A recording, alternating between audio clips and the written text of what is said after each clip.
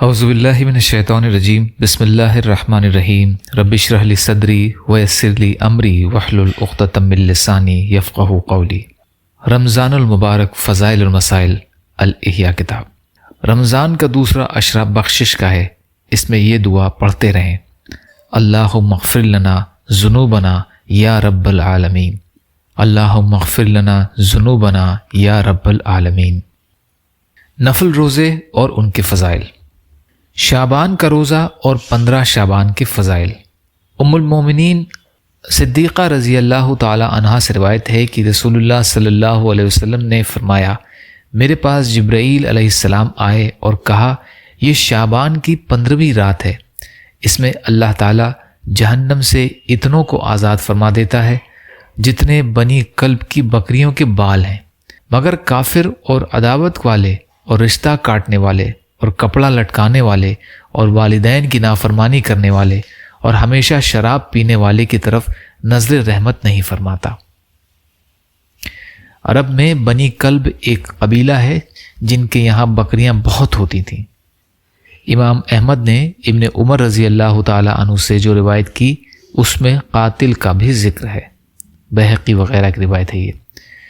حضرت علی رضی اللہ تعالیٰ عنہ سے روایت ہے کہ نبی اکرم صلی اللہ علیہ وسلم فرماتے ہیں، جب شعبان کی 15ویں رات آ جاتی ہے تو اس رات کو قیام کرو، یعنی پوری رات نماز اور عبادت میں گزارو اور دن میں روزہ رکھو کہ رب تبارک و تعالیٰ غروب آفتاب سے آسمان دنیا پر خاص تجلی فرماتا ہے اور فرماتا ہے کہ ہے کوئی بخشش چاہنے والا کہ اسے بخش دوں، ہے کوئی روزی طلب کرنے والا کہ اسے روزی دوں، ہے کوئی مصیبت میں مبتلا کہ اسے عافیت دوں، ہے کوئی ایسا، اور یہ اس وقت تک فرماتا ہے کہ فجر یعنی صبح صادق طلوع ہو جائے۔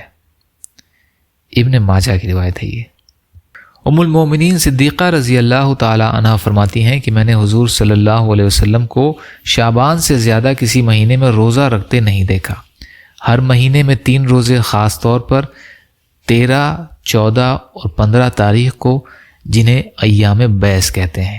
حضرت عبداللہ بن عمرو بن عاص رضی اللہ تعالیٰ عنہ روایت کرتے ہیں کہ رسول اللہ صلی اللہ علیہ وسلم نے فرمایا، ہر مہینے میں 3 دن کے روزے ایسے ہیں جیسے دہر، یعنی ہمیشہ کا روزہ۔ حضرت ابو ذر رضی اللہ تعالیٰ عنہ روایت کرتے ہیں کہ رسول اللہ صلی اللہ علیہ وسلم نے فرمایا، جب مہینے میں 3 روزے رکھنے ہوں تو 13، 14، 15 کو رکھو۔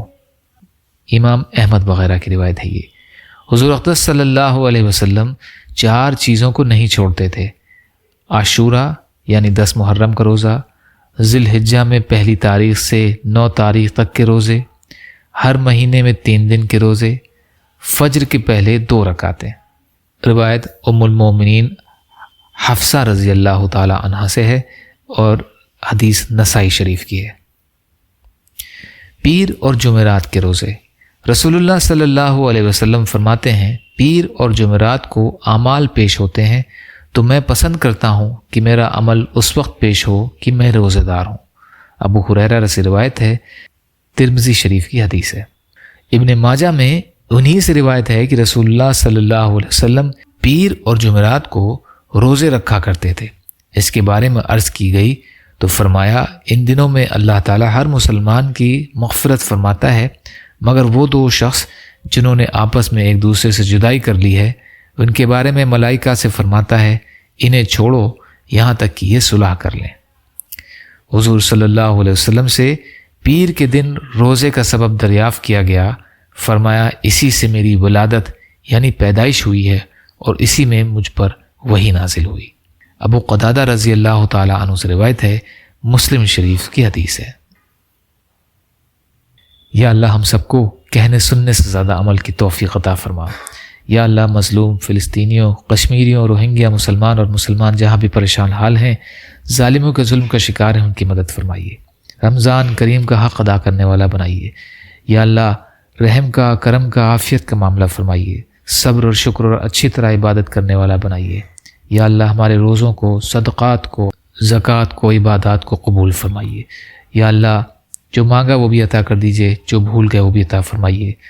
ربنا تقبل منا انک انت السمیع العلیم برحمتک یا ارحم الراحمین، لا الہ الا اللہ محمد رسول اللہ۔ السلام علیکم۔